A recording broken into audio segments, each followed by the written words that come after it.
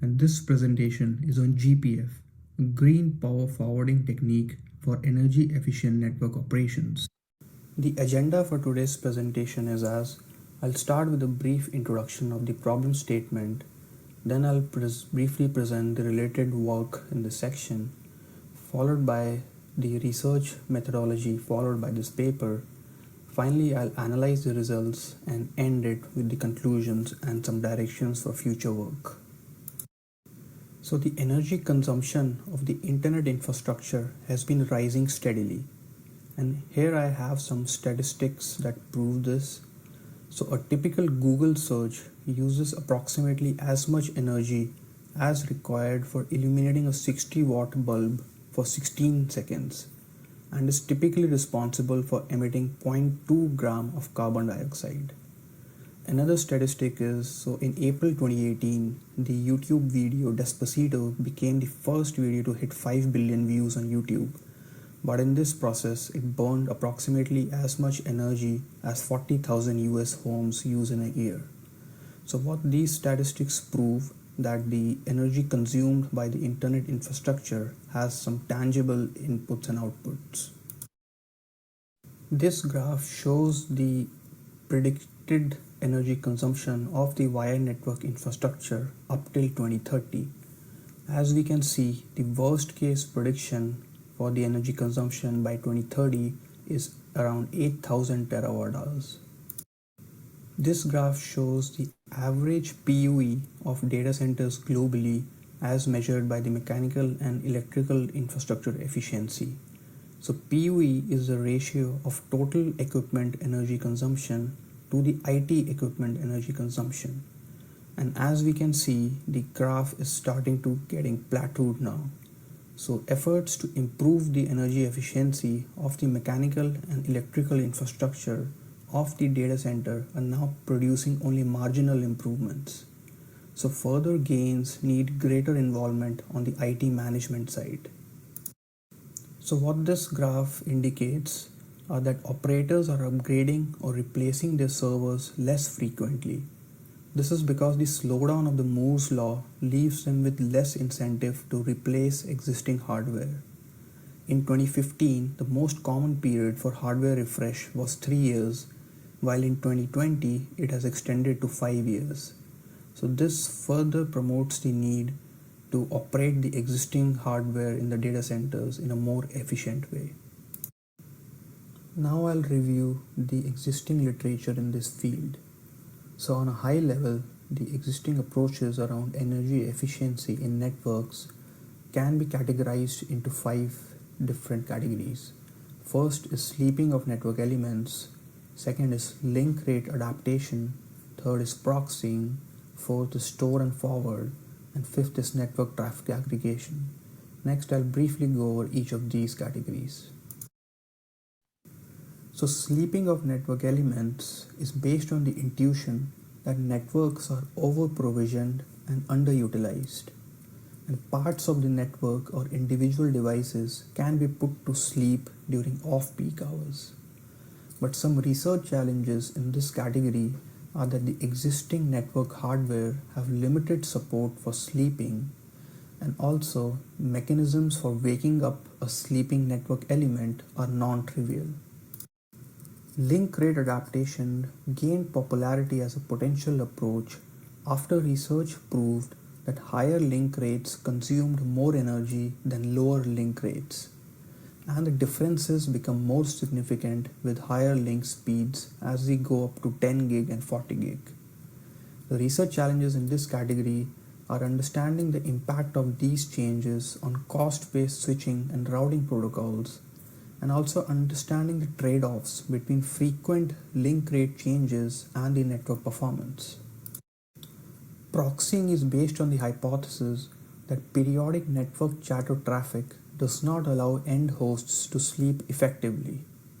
And this approach involves using the network elements as proxies to enable infrastructure level savings.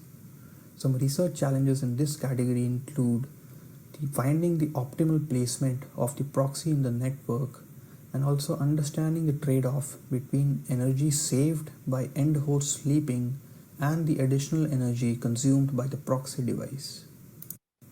Store and forward techniques are based on the observation that many web applications exhibit bursty traffic with high inter-arrival times. So techniques in this category proactively shape traffic in bursts in order to allow network elements to be put to low power modes in between those bursts. The research challenges in this category include developing practical implementations around store and forward, and also synchronizing the bursts across the network for effective sleeping. Network traffic aggregation techniques are based on the intuition that a subset of devices would suffice during low traffic periods. And these approaches proactively try to find the minimum power subsets of the network that can provide the desired level of performance while enabling energy savings. Research challenges in this category include, again, limited hardware support for low power modes by the existing network hardware, and reducing the computing time of these solutions to allow for real-time on-the-fly solutions. In this paper, we present green power forwarding, which aims to be a sixth distinct and novel approach to saving energy in networks. We do not make any assumptions about the underlying hardware support for sleeping or low power modes. And Gpf technique aims to be transparent to the end applications. They aim to reduce the operational energy consumption of the networks, and they could be used in conjunction with any of the 5 before mentioned techniques. So Gpf is a routing protocol, and any routing protocol needs to have a policy which decides when to make the decisions and mechanism which decides how to make the decisions. So a policy consists of a routing metric based on which a decision could be made, and a routing algorithm that processes the intelligence required to make those decisions. And the mechanism consists of the control part and the forwarding part. So next we will build each of these individual components to build the entire Gpf routing protocol. So the metric identified in our previous work is called energy consumption rating, ECR, which was the power consumed by a device in watts divided by its current throughput in Mbps. And a lower metric implied that the device consumed less power while processing the same amount of traffic. While this metric is useful for comparing the energy efficiency of two devices, it is not really useful for making forwarding decisions due to two problems that we will check next. The congestion problem can be presented as: consider two similar network devices A and B. If at any instance device A is experiencing much higher amount of traffic as compared to device B, its ECR value would be much lower than device B's. However, a low value of ECR does not imply that additional traffic could be forwarded through device A, as it is already heavily congested.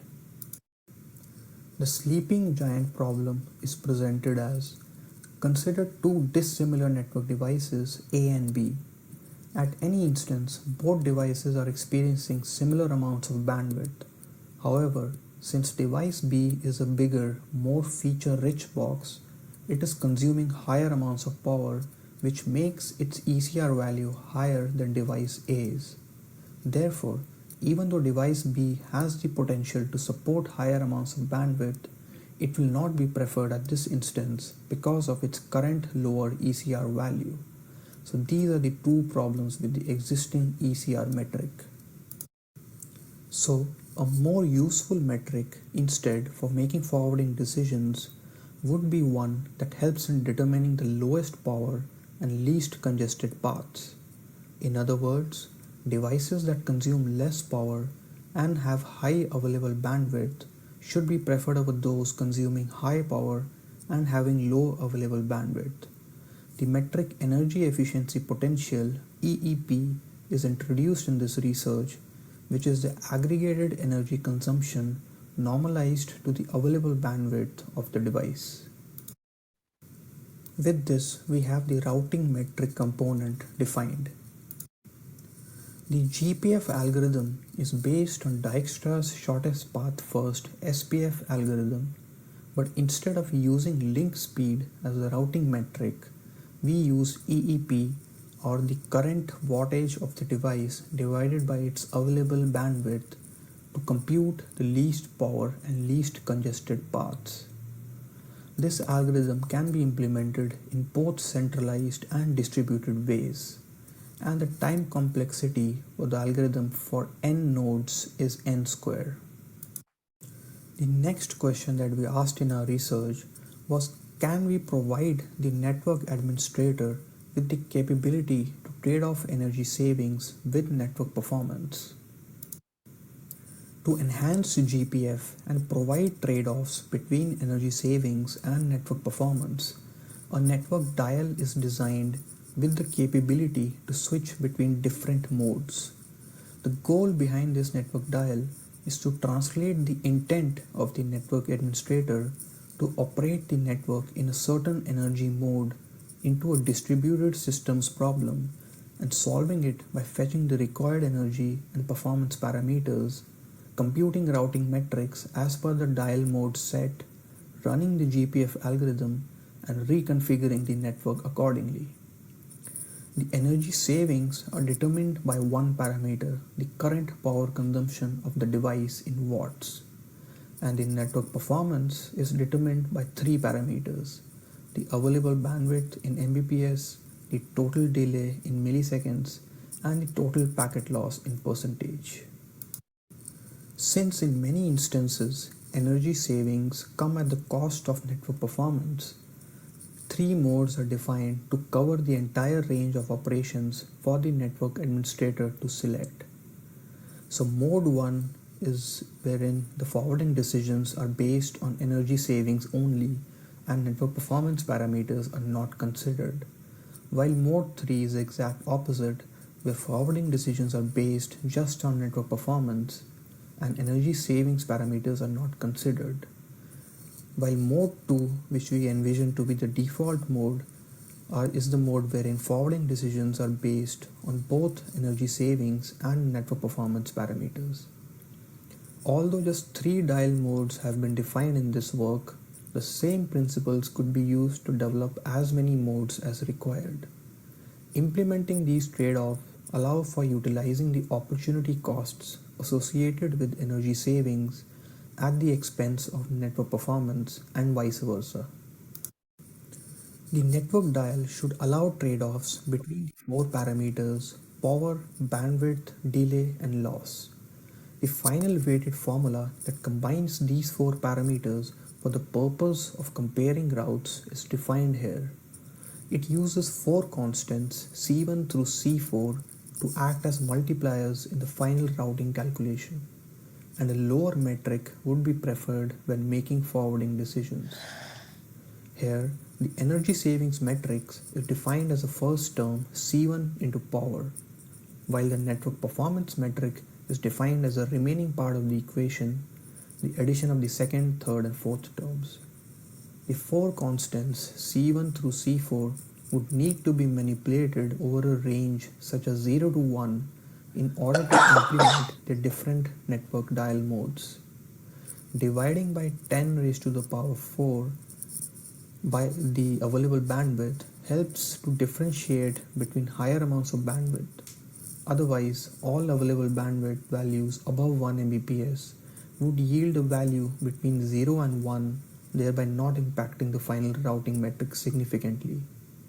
The 10 power 4 term helps in differentiating between bandwidth smaller than 10,000 Mbps, which would yield a value greater than 1, and greater than 10,000 Mbps, which would yield a value smaller than 1. Next, to understand the behavior of how these constants impact the final routing metric EE, statistical analysis was performed to determine for a given pair of values of power, bandwidth, and delay for 2 devices A and B, which device would have a lower metric when C1, C2, and C3 vary from 0 to 1. The loss value and the C4 constant was ignored in this analysis in order to allow visualizing plots in 3 dimensions. Also, network performance is considered adequately by including the bandwidth and delay parameters.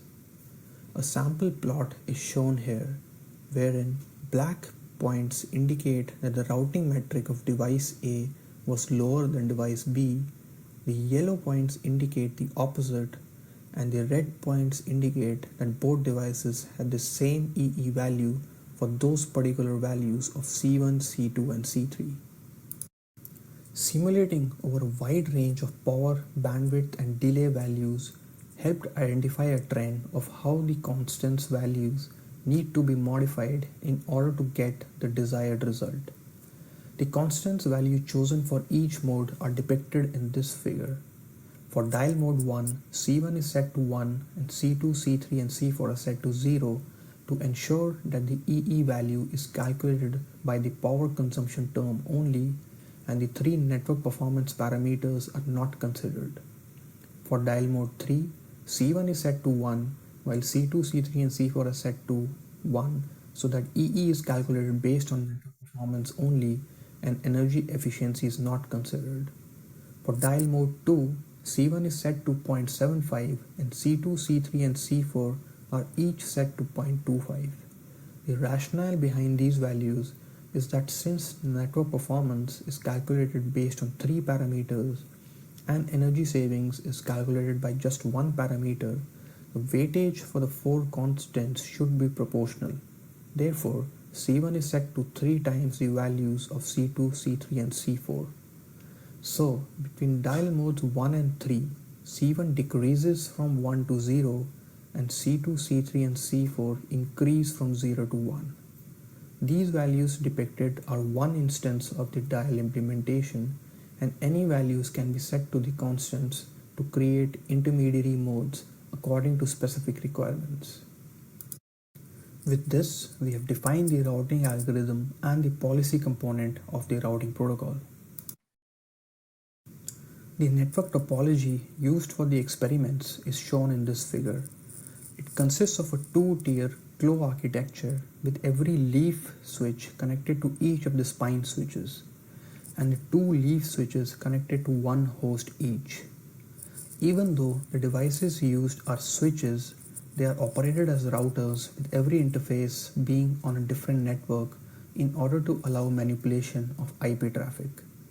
The 5 spine switches represent the devices used in our previous research in order to allow the usage of actual power consumption values to be used in these tests. Every switch is connected to an out-of-band network controller which is responsible for making the forwarding decisions for the traffic flowing between the 2 hosts. The control connections shown are different for the different types of network tested. The mechanisms to implement Gpf provide the implementation details on the technologies employed when working with the different generations of networks. The mechanism details for 3 types of networking paradigms are provided: traditional, programmable control, and programmable data. These 3 types represent how networks have evolved over the past decades in an effort to introduce programmability by disaggregating the control and data planes, logically centralizing the control plane, and developing programmable data pipelines. This table provides an overview of the implementation details for each generation. The high-level operation of Gpf is shown in this figure. The network monitoring tool developed in our previous research gathers the power, throughput, delay, and packet loss values from the network infrastructure and exposes this information as REST endpoints. The network controller fetches this information using REST and also accepts an input on the network dial mode from the user. Next, it runs the Gpf algorithm and computes the next hop information for each destination network for each source node. Once the algorithm run is complete, the outputs have to be translated by the control connection module in the specific control connection format. SSH for traditional networks, OpenFlow for programmable control networks, or P4 runtime for programmable data networks. This process is run continuously so that real-time network changes can be transposed onto the network operating behavior. Since the network controller is running on a separate high CPU server, its processing requirements do not impact the network devices and their ability to process and forward traffic. With the forwarding and control mechanisms defined, we have the entire routing protocol developed. Next, I'll present and analyze the results on the Gpf algorithm operation. The experiments are based on power consumption data collected from actual hardware in our previous research. The first set of tests involved comparing a cost-based SPF with Gpf. The y-axis of the graph indicates the end-to-end watt per Mbps value of the selected path by each algorithm. As noted from the figure, since all link costs were set to 1 Gbps in the experiments, the cost-based SPF algorithm by design randomly selected one of the 5 paths, while Gpf always selected the lowest power least congested path. Watt per Mbps helps in normalizing the energy efficiency of different paths and indicates the energy cost per Mbps of traffic. While the differences in the watt per Mbps values might seem insignificant, when scaled up to the size of production networks handling terabits of traffic, the differences become substantial.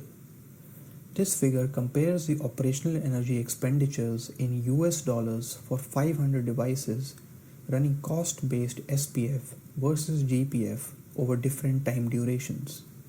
The final dollar values are calculated based on an average electricity cost in the USA and do not include other operational costs such as cooling. In addition, 1 watt-hour of network equipment energy savings results in an additional 1.59 watt-hour of facility-level energy savings. To test the network dial implementation, multiple tests were conducted in each of the 3 modes to check the energy savings and the network performance metrics for the selected path. For clarity, a low value of both the energy savings and network performance metrics implies more energy savings and better network performance.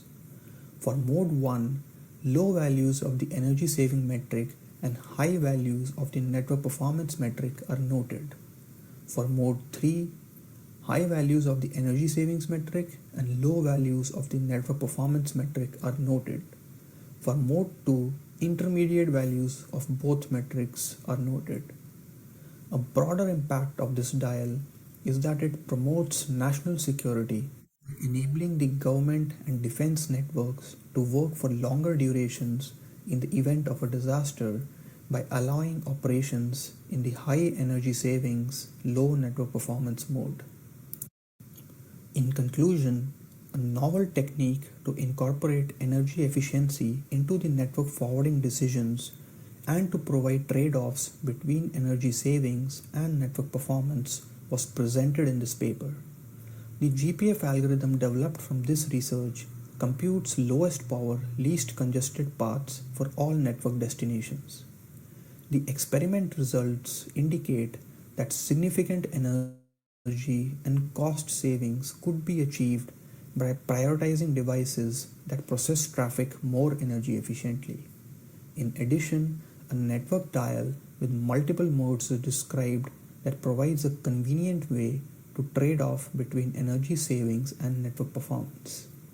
The results from the network dial implementation confirm the feasibility of operating the network in different energy modes. The paper also describes implementation mechanisms for different generations of networks, traditional, programmable control, and programmable data, in order to demonstrate the potential for industry adoption. The future directions for this work include employing machine learning algorithms to enable the dynamic optimization of the dial modes, developing a hardware testbed to implement the algorithm on and test with different network devices, and extending the principles of this research to inter-domain routing. Thank you.